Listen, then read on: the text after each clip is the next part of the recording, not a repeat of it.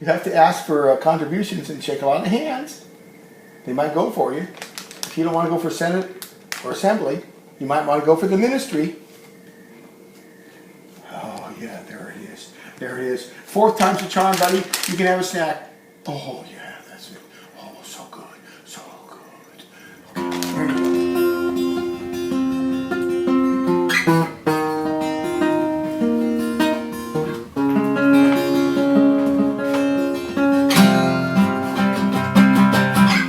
Someday men will become free.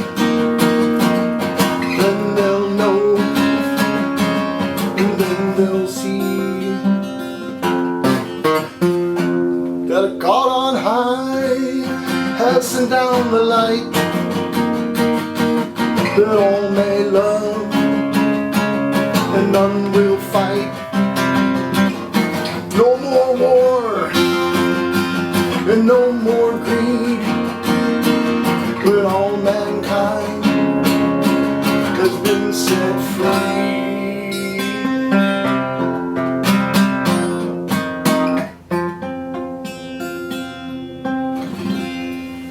Many people seem to get upset when told that God is not within, that the essence or substance of God is not in all things, not even in man.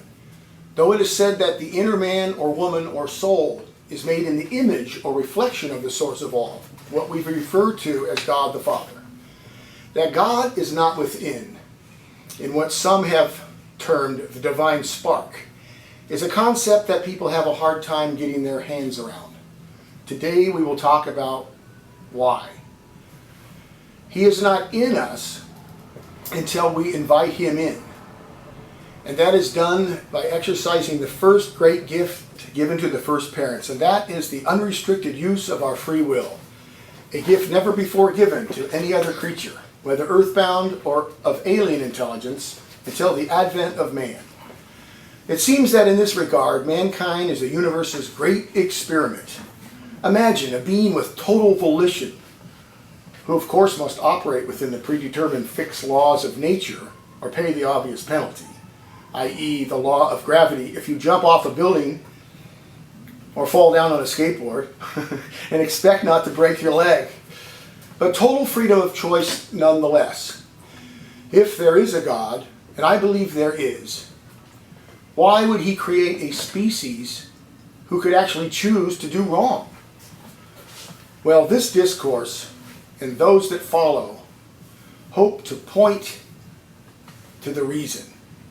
That is simply that God is a personal God who wants us to choose him, to love him back the way he loves us. Only a being with complete freedom of choice could do such a thing. Choose to love back, romantically or spiritually. I propose that is why God created man. Please keep in mind, I mean both male and female when I use the word man. It's an all-encompassing term. Chauvinism is not part of our ontology or worldview. And we believe in the equality of both men and women. It has been observed throughout the ages that women are superior in their sensitive and spiritual nature and can grasp intuitive and spiritual concepts sometimes much more readily than most of their male counterparts. In any case, until we receive the essence of God himself, or Christ, we are still merely natural beings and have no part nor parcel of the divine. This is a concept, as mentioned, conscious beings cannot wrap their hands around. Even some professing Christians.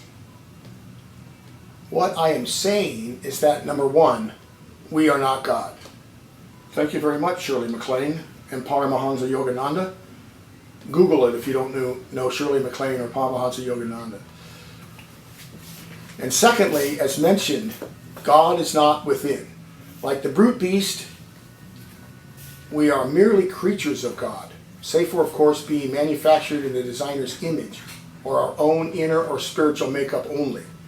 That is to say, our bodies were not made nor evolved in the source's image, as he has no such physical form. He is pure spirit or soul. According to recent disclosed revelations, And you can see those at divinelove.org, where I'm getting this information.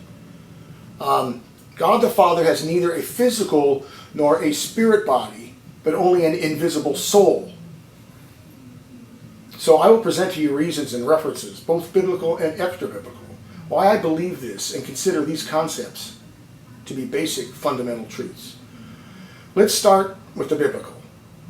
In the ancient Torah or Jewish Old Testament book of Genesis, we read in the first chapter that something would alter the bliss of the first humans, our parents, back in the Garden of Eden, or as the story goes. If they ate from this one tree, the tree of the knowledge of good and evil, that they would be violating, as the legend goes, what they were told not to do, and what would happen if they partook of that tree or the fruit thereof, as the text in Genesis reads. Now follow me here, it might be a little boring, but since their disobedience in eating from the tree, however symbolic the narrative may have been, it is clear from the text that they never achieved at one or oneness with their Creator, Yahweh or Jehovah, what Jesus of Nazareth later termed the Father. As a result of this fracturing or separation from their progenitors, the story of Genesis states that they were expelled or banished from the Garden of Eden. This disconnect constitutes the fall of man. The logical conclusion of this unseemly turn of events is that they never actually merged or became one with our Heavenly Father. And this is something that we see in the text. If this is true, and although much of the Bible's authenticity has come under recent scrutiny, the book of Genesis has been confirmed through archaeological dig sites and historical preservation, and has allegedly come down to us relatively accurate, and so we should consider its narrative. So if it is true, for the most part, although symbolical in some ways, and I believe that it is, this means that throughout history, all on down the centuries, since the time of the first parents, Adam and Eve, or who they represent, we all have been apart, alienated, or separated from God, being natural entities only, having no part of the divine nature, or any union with God, with only a very faint realization of our intended spiritual identity. This was what died back at our inception, among other things, which we will discuss later. What died was our spiritual nature, which Jesus later came to resurrect, meaning that what was lost and forfeited by our first parents was a oneness with our Creator and the possibility of living forever in His kingdom.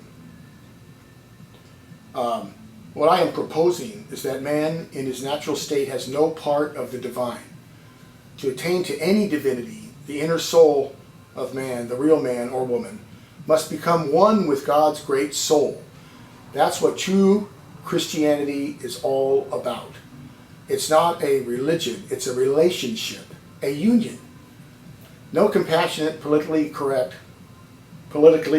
feel and do-goodism, not that such things are wrong in and of themselves, which of course they are not, but that good deeds and good works alone will not make one immortal and fit to enter the celestial kingdom Jesus talked about so many years ago when He walked the earth during His public ministry in Palestine.